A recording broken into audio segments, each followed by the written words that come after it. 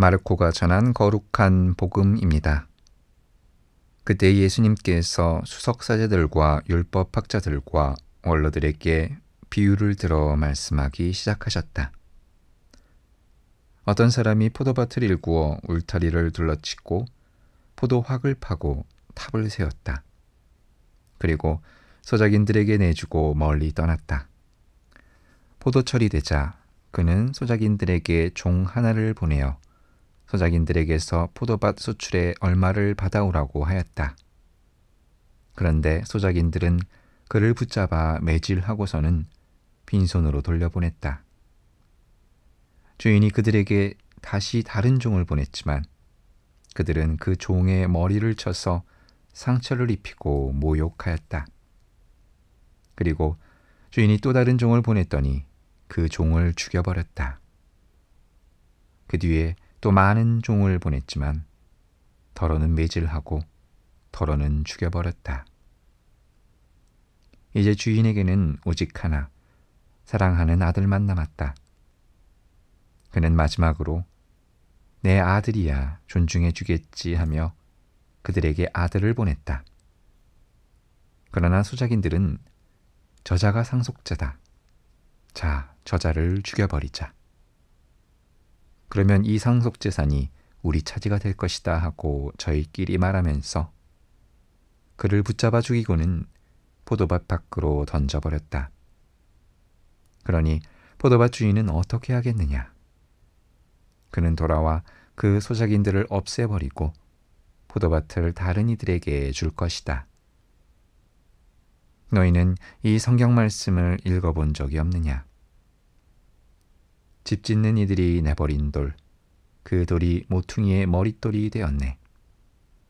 이는 주님께서 이루신 일, 우리 눈에 놀랍기만 하네.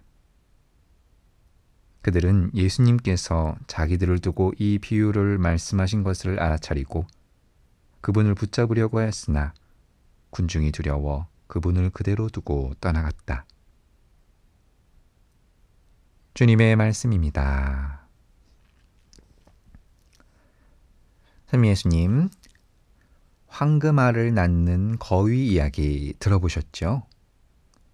이솝우화에 나오는 이야기 가운데 하나로 눈앞에 이익에 눈이 멀어 결국 거위의 배를 가르는 어리석은 사람에 대한 우화인데요.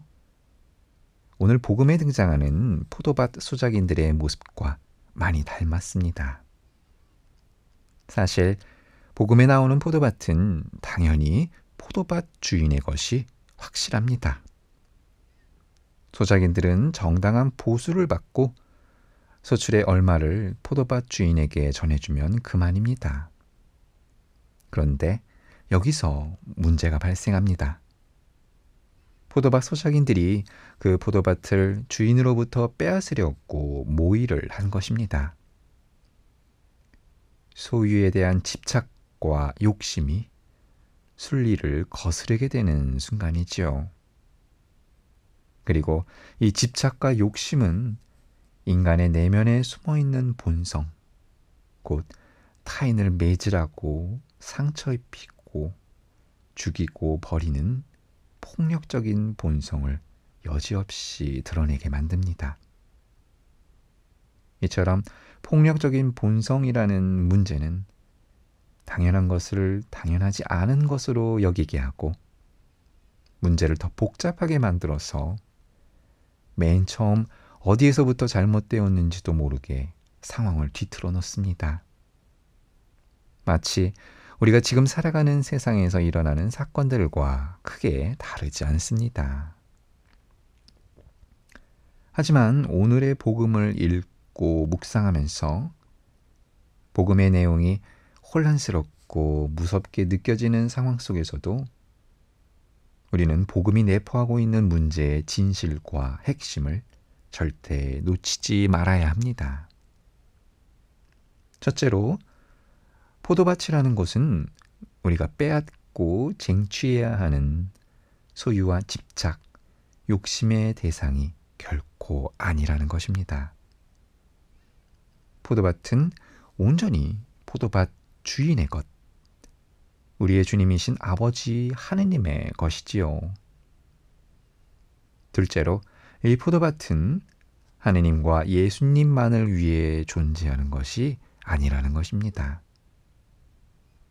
당신이 가진 것을 다 내어주시는 게 하느님의 본성이기에 포도밭 또한 온전히 우리를 위해 존재한다는 것을 꼭 기억해야 합니다.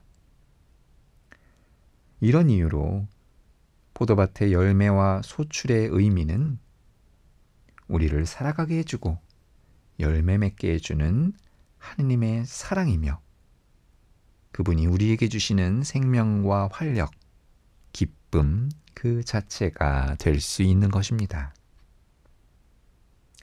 끝으로 우리가 반드시 명심해야 하는 것이 있습니다. 포도밭의 주인이신 아버지 하느님께서는 소작인들이 당신의 하나뿐인 사랑스러운 아들을 죽였을지라도 당신이 이루어 나가실 구원의 섭리를 멈추지 않으신다는 것입니다.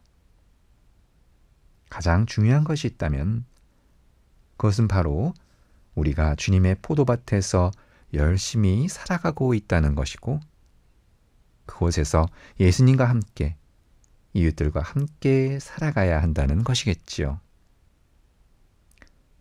오늘 우리가 기념하는 보니파시오 성인 역시 주님의 포도밭을 가꾸기 위해 온 삶을 바치신 분이셨습니다. 영국에서 태어난 성인은 베네딕토회의 수도 사제가 되어 독일로 파견되었고 그곳의 이교도들과 세속에 빠진 그리스도인들을 다시 주님의 포도밭으로 초대하는 데 모든 노력을 기울였다고 합니다. 754년 이교도들의 습격을 받아 순교하기까지 보니파시오 성인은 독일 교회의 재건과 일치를 위해 살았던 분이셨습니다. 보니파시오 성인의 말씀을 함께 나누며 오늘의 강론을 마치겠습니다. 짖지 못하는 개가 되거나 말 못하는 양지기가 되지 맙시다. 늑대가 가까이 올 때 도망쳐버리는 사꾼이 되지 말고 그리스도의 양떼를 지키는 충실한 목자가 됩시다.